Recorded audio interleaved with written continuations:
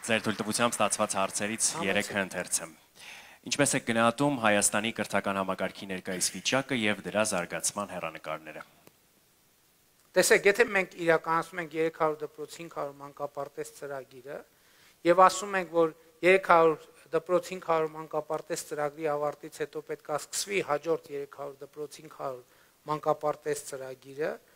մանկապարտեզների հարցում համոզված չենք։ Մանկապարտեզների թիվը գուցե մի այլ կլինի։ Սա նշանակում է, որ մենք վատ ենք գնահատում Հայաստանում կրթական համակարգի վիճակը։ Այդ իմիջիայլոց տպավորություն է, որ երբեմն քաղաքացիները գրում են, որ կառավարությանը գրում են, որ կրթական համակարգի այս խնդրեմը կա, այն խնդրեմը կա, եւ տպավորությունն է, թե մենք ասում ենք, վայ, չէ, մեր կրթական համակարգը։ Ես ասում եմ, ոնց կարելի է ընդհանրապես խոսել Հայաստանում հանրակրթության մասին,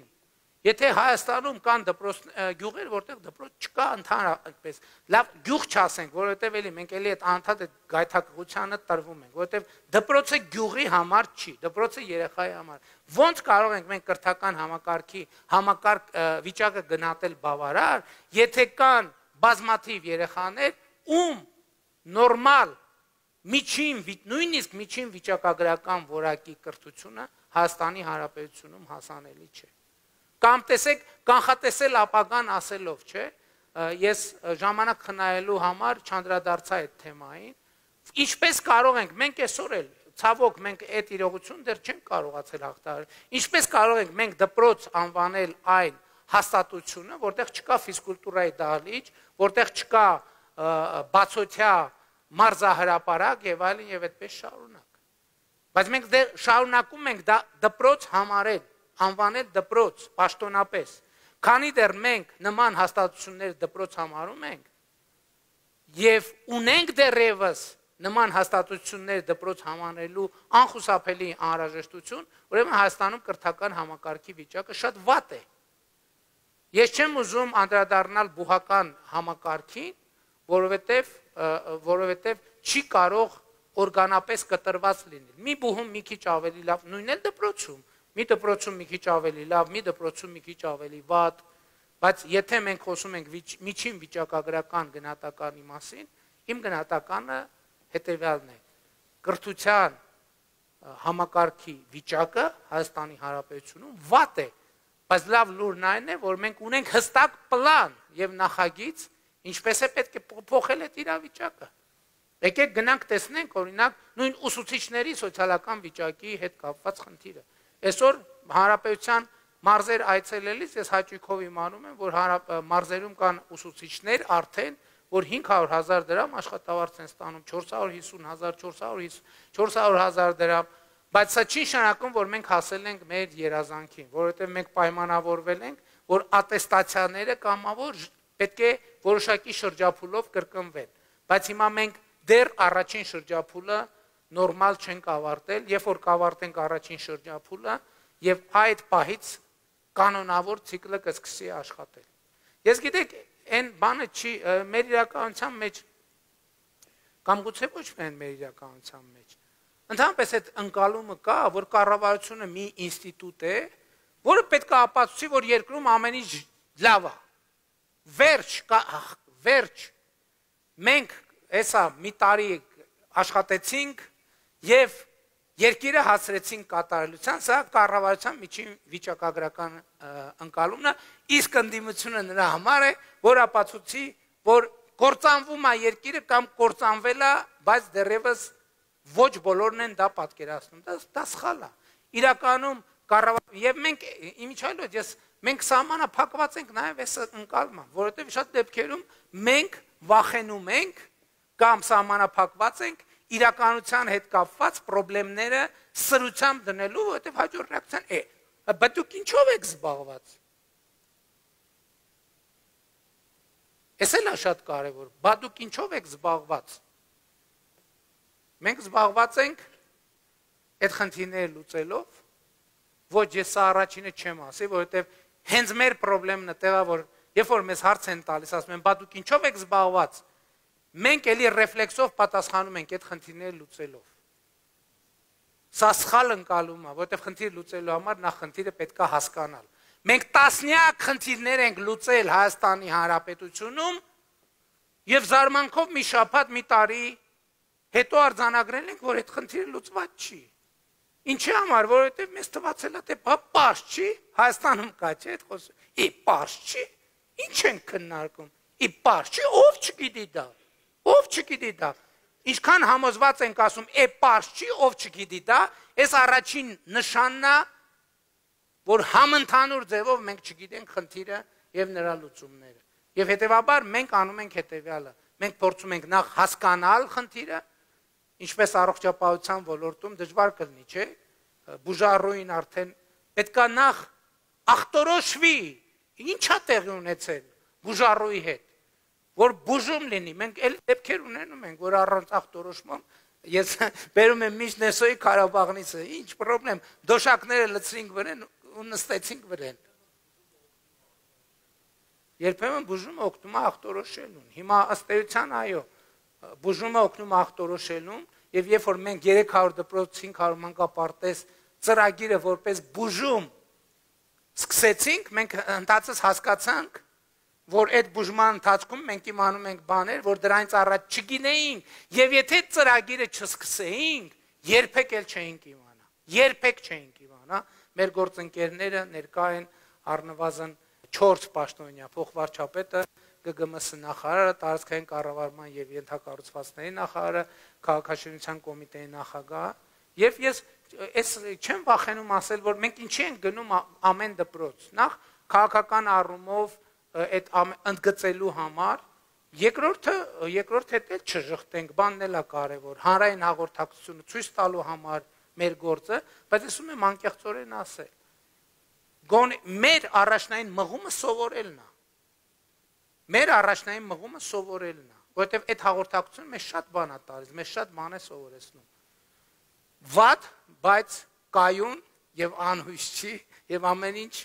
պլանավորված է եւ ապագան կանխատեսելի է։ Շնորհակալություն, հաջորդ հարցը, որ ստացել ենք դահլիճից, ինչպես եք տեսնում ակադեմիական քաղաքի դերը Հայաստանի կրթական էկոհամակարգի վերափոխման եւ երիտասարդ մասնագետների ներուժի լիարժեք իրացման գործում։ Ըստ էության ես դրան անդրադարձա, ամենակարևոր ընկալումը, որ ընկալման փոփոխությունը, որ մենք պետք է ունենանք, հետեւյալն է։ Բուհը հարգելի ներկաներ, մարզի համար չէ։ Բուհը ուսանողի համար է։ Դպրոցը գյուղի համար չէ, դպրոցը երեխայի համար է։ Եվ այսպես շարունակ, որովհետև երբ որ մեզ ասում են, ակադեմիական քաղաքում ուզում ենք ուսանողներին կենտրոնացնենք, ես մյուս կողմից ասում են, բա պետությունը ինչի Քեմբրիջի, Օքսֆորդի համալսարանների համար ծրագիր չի անում, որ գնան այնտեղ։ Այստեղ հակասություն կա։ Այսինքն ասում են մարզերի ուսանողներին ուզում ենք տանենք Երևան, մենք եղել է դեպքեր, օրինակ մարզերի հեռավոր գյուղերից ֆինանսավորենք, մեզ համար զարմանալի ձևով ոչ թե ֆինանսավորենք, այլ խնդրել ենք, որ ֆինանսավոր, մեզ համար զարմանալի ձևով մեկ էլ մի գյուղից մի շրջանավարտ ընդունվել է աշխարհի թոփ համալսարաններից մեկը։ Մենք այդ ուսանողին ասենք, գիտես ինչ, մնա այդտեղ, ոնց գյուղ ուզում ես դատարկես։ Այստեղ այլ բան, մենք այդ գյուղում ճանապարհ ենք կառուցում, մենք այդ գյուղում ինտերնետի հարցն ենք լուծում, որ հիմա այդ գյուղում Starlink-ով էլ ինտերնետ կա, շարժական էլ ինտերնետ կա, մալուխով էլ ինտերնետ կա, որ հնարավոր լինի նաև գյուղում ապրելը, աշխատելը եւ այլն եւ այդպես շարունակ։ Իսկ ակադեմիական քաղաքը մենք տեսնում ենք տեխնոլոգիական ոլորտի մեր գործընկերներից շփվելիս ես մի հատ լավ բառ եմ սովորել, աքսելերացիոն կենտրոն։ Ակադեմիական քաղաքը Հայաստանում զարգացման մտքի աքսելերացիոն կենտրոնն է։ Եվ մենք այդպես ենք ասենք գրավիտացիոն կենտրոն պետք է լինի, որի շուրջ պետք է տեղի ունենան իրադարձությունը եւ ինքը հայաստանյան ռազմավարական զարգացման աքսելերացիոն կենտրոնն է եւ տնտեսության, եւ մշակույթի, եւ սպորտի, ամեն ինչի։ Շնորհակալություն եւ հաջորդ հարցը Կա արդյոք հատուկ ռազմավարություն մասնավոր հատվածի ներդրումները խրախուսելու համար ակադեմիական քաղաք նախագծի համատեքստում։ Այո, մենք այնտեղ ունենք 8 պետական բուհի նախագիծ եւ մասնավոր բուհերի նախագծերի համար նախատեսված տարածքներ։ Բայց այստեղ ամենակարևոր ռազմավարական մոտեցումը հետեւյալն է, որ նաեւ մասնավոր հատվածը հասկանա, որ սա ուղղակի հերթական PR ակցիան չի, սա լուրջ է եւ դրա համար պետքա կառավարությունը սկսի ներդրումներ անել եւ կառավարությունը կանի ներդրումներ։ Այսինքն իրականում երբ որ արդեն այնտեղ սկսեց ենթակառուցվածքը զարգանալ, անպայման համոզված եմ, որ նաեւ մասնավոր հատվածից այնտեղ ներդրումներ կլինեն։ Իմիջիայլոց ակադեմիական քաղաքի կարևոր առանձնահատկություններից մեկը աշխատատեղը պոտենցիալ ուսանողին մոտիկ բերելն է։ Հիմա նույն տեխնոլոգիական ոլորտի տեխնոլոգիական համալսարանի համատեքստում մենք մտադիր ենք նաև ոլորտի ընկերություններին առաջարկել տարածքներ, որտեղ նրանք աշխատանքային գրասենյակներ կստեղծեն, որտեղ ուսանողները հնարավորություն պատկերացրեք, այս շենքում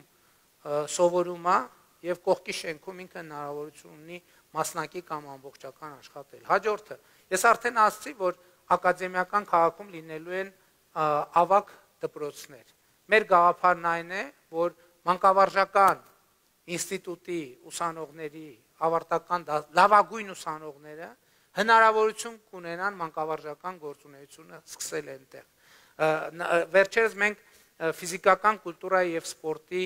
ինստիտուտի Հոբելյանին էինք եւ նախարարի հետ հասրեցինք քննարկել, որ ակադեմիական քաղաքի ամբողջ մարզական ծառայությունների օպերատորը եւ պատասխանատուն պետք է լինի ֆիզկուլտ ինստիտուտը։ Իմիջիայլոց մենք նաեւ հասել ենք այն կետին, որ կարծես թե մենք գնալու ենք այն ճանապարհով, ոչ մի բուհի անուն չի փոխվելու։ Ոչ մի բուհի անուն չի փոխվելու կամ առնվազն էականորեն չի փոխվելու։ Հիմա օրինակ ֆիզիկական կուլտուրայի եւ սպորտի պետական ինստիտուտի Հոբելյանի ժամանակ մենք իմացանք, որ իրանք սիրում են իրանք անվանել ֆիզկուլտ ինստիտուտ։ Մեզ թվում էր, թե դա օրինակ ես երբեք բան չի անի, չի համարձակվի հանդիսավոր միջոցառման ժամանակ գնալ ասել, որ ողջունում եմ ֆիզկուլտ ինստիտուտի մեր գործընկերներին։ Բայց իրանք ասում են մենք ֆիզկուլտ ինստիտուտն ենք, մենք ֆիզկուլտ ինստիտուտն ենք, այսինքն նկատի ունեմ էս էլ է կարևոր։ Այն բառը, որը հարազատ է, այն արտահայտությունը մեր մոտ կա, չէ՞, պաշտոնական լեզու եւ պաշտոնական գիծ եւ կա կյանքի գիծ։ Նրանք երբեք իրար հետ չեն խաչվում։ Այսինքն այս պաշտոնականը գնալով դառնում է հանդիսավոր, ու այնքան է հեռանում մարդուց, որ մարդը իրան գոռում ես հետևից ասում ես իր անունով պաշտոնակ, գոռում ես, ռեակցիա չի տալիս։ Եվ հետեւաբար մենք կարող ենք այդ մասնագիտական աշխատանքը տեղում մենք մտադիր ենք այնտեղ ունենալ մեծ համերգասրահ, ընդ որում տրանսֆորմատիվ բեմ, որը կլինի եւ թատերական բեմ, եւ պարարվեստի բեմ, եւ ֆիլարմոնիկ, եւ էստրադային, եւ ռոք, եւ այդպես եւ կլինի կինոթատրոն, որտեղ մենք նկատի ունենք, որ արվեստի համալսարանում սովորելու է եւ իր հարևանությամբ գտնվող բեմերի վրա հանդես է գալու եւ ակադեմիական քաղաքը պետք է լինի ինտելեկտուալ ժամանցի թիվ 1 կենտրոնը Հայաստանում։ Սա շատ կարևոր է։ Սա էլի հերթական պարսպապատ նախագիծը չի լինելու, որտեղ ելումուտ ունեն նրանք, ովքեր այդտեղ կամ ուսանող են կամ դասախոս են, ոչ, սա պետք է մեր ընկալման պետք է լինի միտեղ, որ մարդիկ պետք է ասենք, չգնանք, մի հատ ճաշենք։ Իմիջիայլոց գյուղատնտեսական կլաստերը, որը հենց կողքը լինելու են գյուղատնտեսական տարածքներ, այգիներ, վարելահողեր, ֆերմաներ, ձկնաբուծարաններ, որոնք լինելու են կրթական process-ի մաս, բայց այդ ձուկը կողքի ռեստորանում մատուցվելու է։ Եվ այնտեղ ուսանած խոհարարները, այսինքն գաղափարն ամեն ինչը պարզ է, չէ, բացարձակ չենք ասում, որ այդտեղ չի այլևս չի կարող։ Այսինքն սա ինքը իրականում բոլորովին այլ տրամաբանության նախագիծ է, որպեսզի եւ ուսանողները եւ դասախոսները այնտեղ լիարժեք ապրելու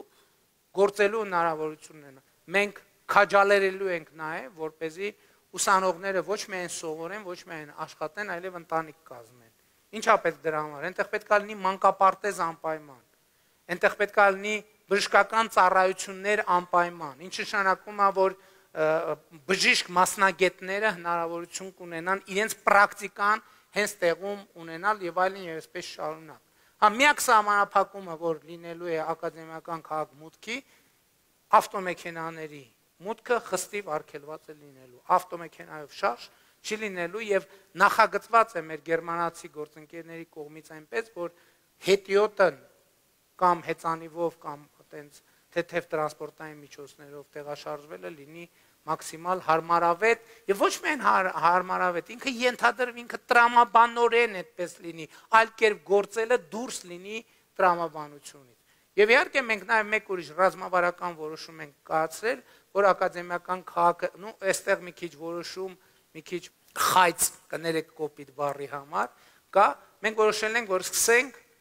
ուսանողական կացարաններից։ Հանրապետության բոլոր բուհերի համար ուսանողական կացարանների կառուցումից, որպեսզի մեր ուսանողությունը նախ սովորական դառնա իր համար այնտեղ ապրել, որ մի քիչ պահի, գիտեք, որ պրոբլեմ կա, ցավոք, շատ ուսանողներ ստիպված են մեծ գներով վարձով բնակարաններ վարձել եւ այլն եւ այդպես շարունակ։ Մեր պլանը հետեւյալն է, որ ուսանողները այնտեղ սկսեն ապրել եւ մի X պահի իրենք սուր դնեն, հարցասեն, չհասկացան։ Ինչ ենք մենք ամեն օր այդքան խցանումների մեջով գնում հասնում Երևանի կենտրոն, էլի հետ գալիս տեղ։ Հետեւաբար ապահովեք, որ մենք տեղում էլ մեր դասերին այցելենք։ Շնորհակալություն, պարոն վարչապետ։ Ես եմ շնորհակալ։